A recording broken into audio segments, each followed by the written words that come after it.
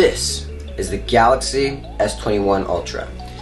And it's not the newest Ultra phone around, but it may just be the better option in 2022. Let's talk.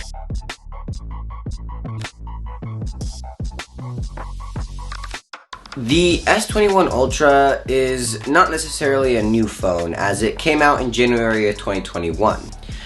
But some people would argue that this version of the S Ultra phone would be the better option. Obviously, the S20 Ultra was unpolished and wasn't really like a very good camera phone, as there were focus issues. But the Note 20 Ultra fixed those, and the S21 Ultra just refined that camera system, and it is the same system that is in the new S22 Ultra. Now, why would you want to buy an S21 Ultra over an S22 Ultra? Well, there are many reasons. First of all, starting with design. The design of the S21 Ultra is definitely different than the 22 Ultra of this year, as it's curved off and the camera bump on the back is different. The curved off design helps it to be more handleable. It's better to use in the hand. It's not like jabbing into your palm. It's better for ergonomics, right? And also, that camera bump is more, creative. It looks better, like, aesthetically. And I think that it gives the phone more character than the S22 Ultra's more bland, just 5 camera circles in the back. It seems kind of plain, With that slimmer design, the screen also feels like just mostly the same, actually, like just in terms of day-to-day use, but I feel like it's easier to reach up and grab the top of the display for the notifications, but just because the phone is thinner and it's easier to just like slide your whole hand up than like moving your hands all over like you're doing gymnastics with your phone. It's just a better overall ergonomic experience using the S21 Ultra compared to that S22 Ultra. Performance technically isn't better on the S21 Ultra, but I think that because of the way Android and sometimes Samsung phones work, is that, well, the phones get better over time because of updates that optimize the performance to its software. And so I think since over a year, Samsung has released many updates to the Galaxy S21 Ultra, the phone feels more refined to use than the newer S22 series. And I did review that S22 Plus, and I can tell you, even though they both have 120Hz displays, the S21 Ultra feels just more like slick, that software has been fully optimized to this phone. In raw performance, the S21 Ultra is a better all-around performer, and I think that because the S22 series, even though they have, a better processor on paper, the S21 Ultra, again, is more optimized, and because of that, it's a more enjoyable phone to, use because it doesn't overheat.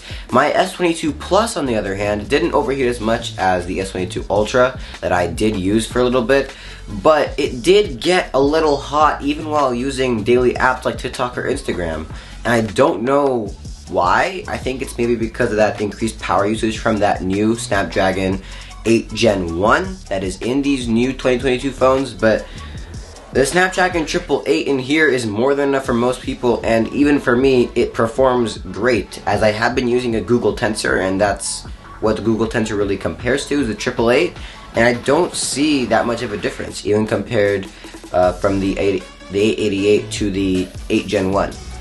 They're pretty good performers all around. And with that power-sipping CPU in the S21 Ultra, the battery life is also slightly better here too.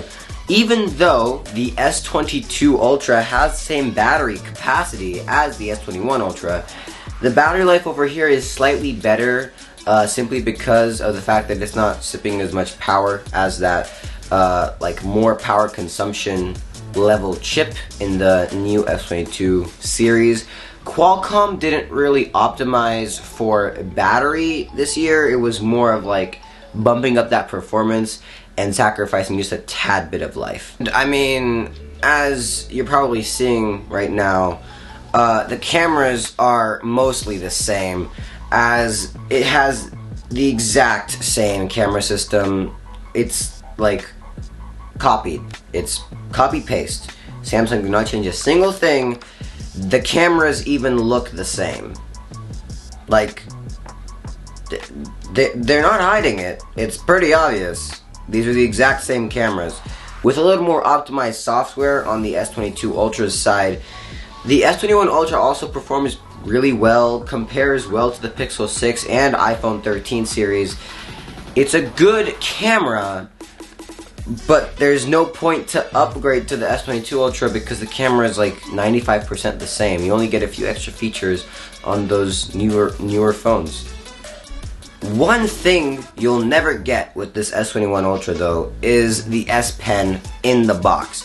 Obviously there is still a digital styli thing. The Wacom digitizer is still in this display, but you'll never get that S Pen integration like with the phone because there's no silo in here. And that's one thing that you'll never get on this phone, is that S Pen experience. The S22 Ultra, on the other hand, does have that, and it is more of a Note phone. I've heard some people call it the Note 22 Ultra. I'm not going to call it that. It's the S22 Ultra. That's what Samsung says. That's what I'm going to say. But it is a Note in everything but name. And for people who want a Note, that's great. You know, you love your device. That's good. But this type of device, the highest end S phone with a palm-friendly, thinner design is never going to happen again. And the S21 Ultra is the most refined version of that. And it's still a great phone even here in 2022, as those 5 years of security updates, or 4 years for this phone, are available. And I think that this phone, it's really, really good.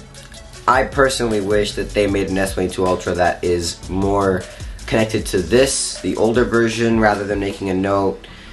But hey, Samsung will be Samsung, and they're just trying to appeal to their more enthusiast audience. But the S21 Ultra is definitely a unique phone, and a phone that is still worth buying here in 2022.